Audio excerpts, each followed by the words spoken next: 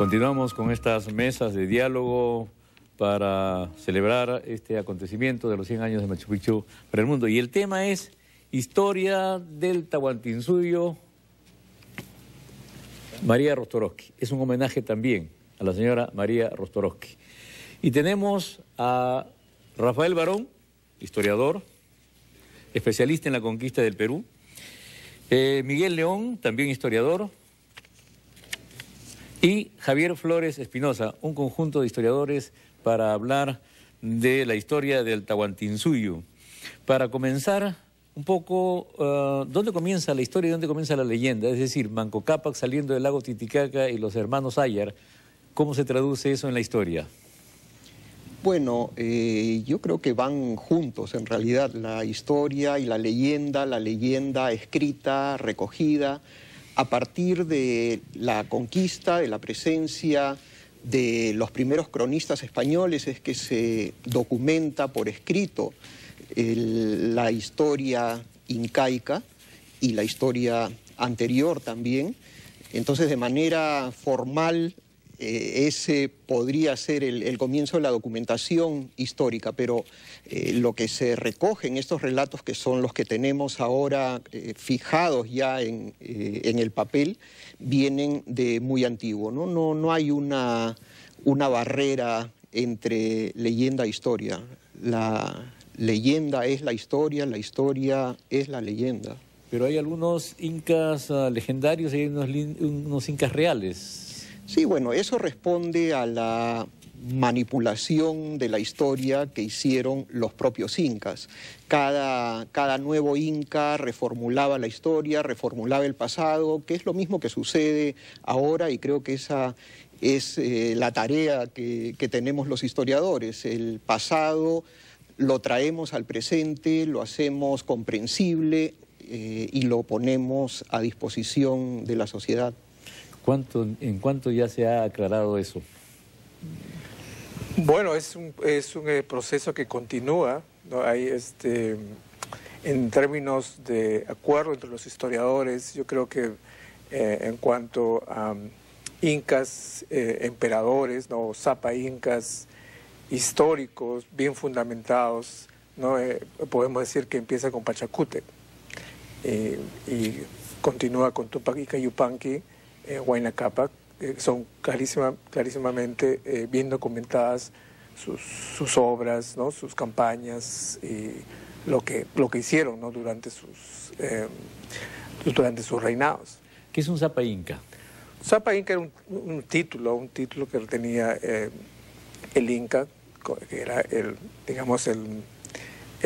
la más grande autoridad, ¿no? del Tahuantinsuyo, porque es la forma como nosotros entendemos a los incas a través de conceptos históricos que vienen de Occidente. Lo llamamos por ejemplo, Estado, Imperio, pero los incas se entendían a ellos mismos como el Tahuantinsuyo, las 4 partes juntas, y ellos, probablemente Zapa Inca tenía un significado especial, ¿no? Que nosotros tratamos de entender a través de categorías occidentales históricas, ¿no? La historia es una ciencia que viene de Occidente, ¿no? Es una consecuencia del desarrollo científico, ¿no? de Occidente, y ese es creo que uno de los más grandes desafíos, ¿no? para entender a los incas, porque es una civilización que surgió en el total aislamiento por siglos y siglos. Y no podemos hacer otra cosa que entenderlas a través de conceptos occidentales, ¿no? Para empezar, aunque la etnohistoria, ¿no? como doña María Rostorovsky y John Murra, hicieron grandes esfuerzos para comprenderla, también comparándola con sociedades no occidentales o preindustriales, ¿no? Esa dualidad que dicen que existía un Inca, un Urin y un Hanan, ¿eso es confirmado también históricamente? Bueno, ahí hay un gran debate que hasta ahora no se ponen de acuerdo las partes. Hay quienes sostienen que las crónicas son un relato mítico y que por ende querer convertir en historia es algo imposible. Hay otros que creen que las crónicas tienen una parte que es claramente legendaria, que sería anterior a Pachacútec, y otra que es más histórica, ¿no? Pero, en fin, sabemos que en los Andes había una división dual en las sociedades y que en general cada mitad tenía un gobernante. Por ejemplo, en Chucuito se encuentran el gobernante Martín Cari y su segunda persona, ¿no?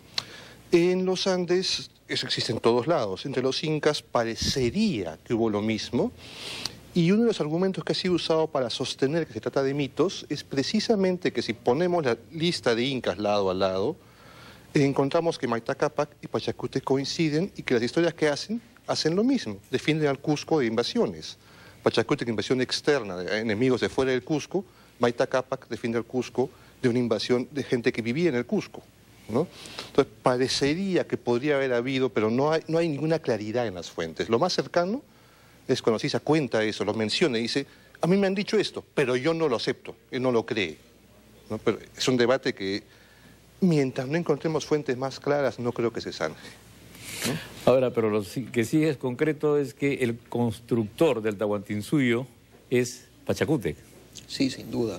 Sí, es el inca de la expansión, de la reformulación, de, digamos, en occidental podríamos decir el inca del imperio, ¿no? Él reconstruye Cusco, la ciudad, la rediseña, la replantea, replantea un gran estado poderoso, ¿no? Pasan de ser un pequeño grupúsculo con ambiciones a ser ya un estado con todas las de la ley. Y todo comienza con la batalla contra los chancas. Así parece, así dicen muchas crónicas, eso es lo que afirman, ¿no?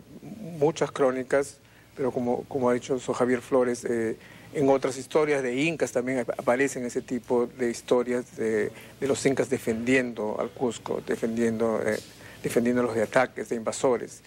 Pero en el caso de Pachacútec yo creo que es muy claro que el comienzo de la participación, ¿no? La acción de Pachacútec es lo que decide con la derrota de los chancas un cambio fundamental en digamos, la construcción de este Estado, ¿no?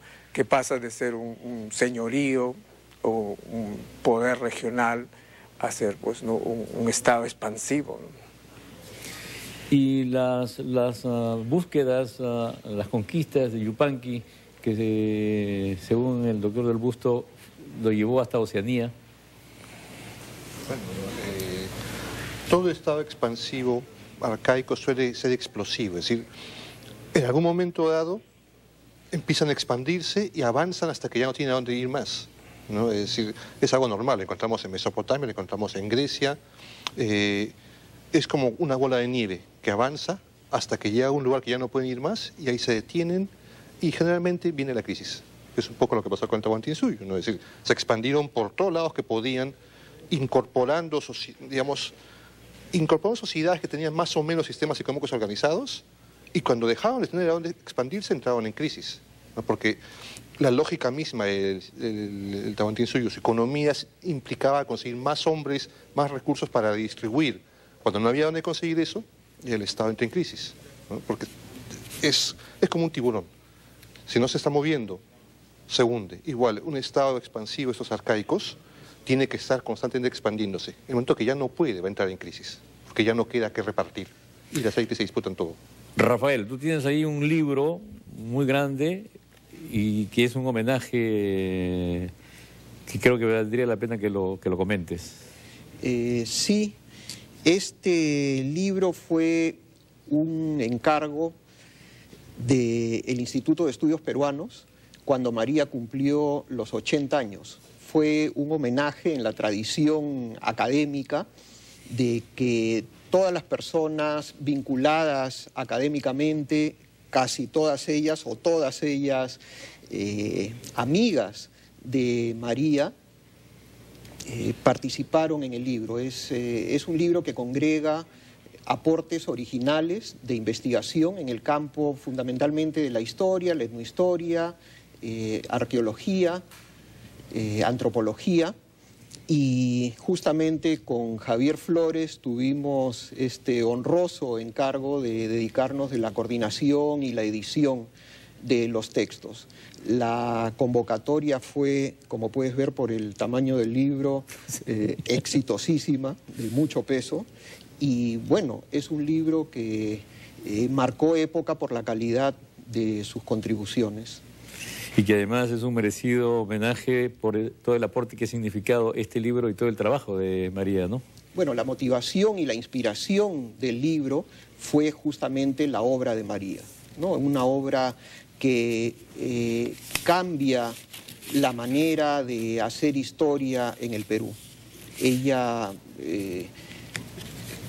mira al indígena como una persona, mira a la sociedad indígena como una sociedad que crea, que se desarrolla y que tiene sus propias características, sus propias condiciones, su propia historia. Y ese estudio ella lo emprende utilizando la documentación de archivos que por siglos había estado intocada en los repositorios. Historia del Tahuantinsuyo, María Rostorovsky, ese es el título de esta mesa de diálogo en la que hemos participado con Rafael Barón, con Javier Flores, con Miguel León y con Javier Flores Espinosa, y a quienes por supuesto le agradecemos por esta participación en esta secuencia de esta transmisión especial por los 100 años de Machu Picchu para el mundo. Vamos ahora a un corte comercial y luego regresamos con la transmisión especial para seguir recordando a Machu Picchu, para seguir presenciando los trabajos que se han preparado allá en la Ciudadela.